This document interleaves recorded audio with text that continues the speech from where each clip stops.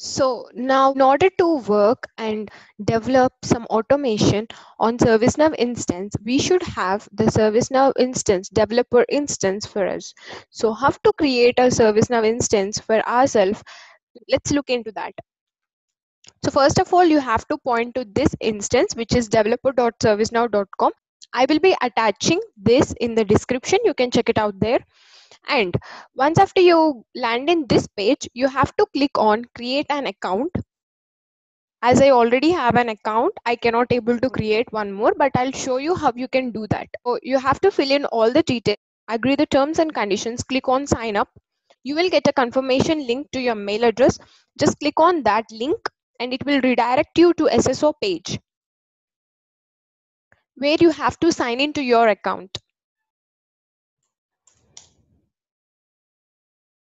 The page would look like this.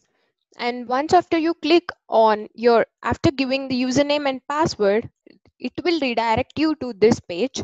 So as I already have my instance created, I could able to see my instance, but as you don't have it, you have to click on the create instance, which is shown up here.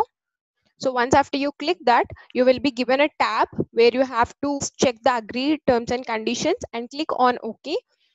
By forwarding to the next two pages, you will be given an option to select the release.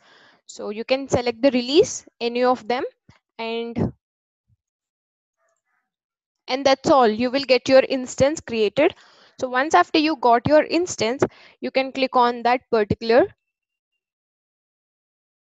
So this is a place where we can understand the behavior of the platform. So as we are going to look into the use cases that deals with incidents, so I am going to give a brief about the incidents, users, groups, and all, how we can update, create an incident. So that would be clear for someone who don't have any idea about ServiceNow. So I'm just going to all incidents. So if you can observe, I've got all the incidents which are there. In order to create an incident, I have to click on the new, caller, and the short description. These two are the mandatory fields which you have to provide in order to create an incident. So let's provide a caller and the short description.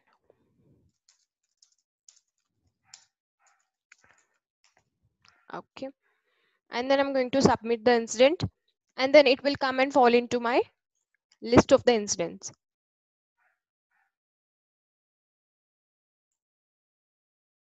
So if you observe, this is the incident which I have created just now. I wanted to update.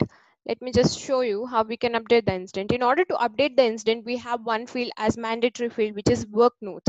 Let's suppose if I wanted to update my incident to high priority, and if I just say update, it will show, it will not let me update. It will stop me until I give the work notes as the mandatory field. So let me just write some work notes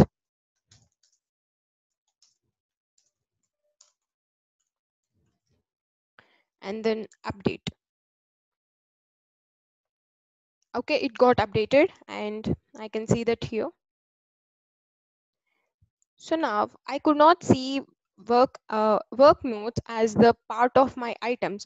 So if you wanted to see what is there, how my work notes got updated, you can do that by clicking on personalized list. From here you can select work notes, you can add it to your list and say okay. So we've got work notes list, work notes column getting displayed here, and the work note states it's on high priority. So this is how we can update.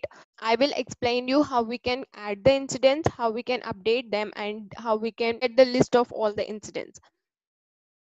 So as a part of this use case, I will be automating these tasks, especially which are related to incidents. So let's look into that in the coming videos.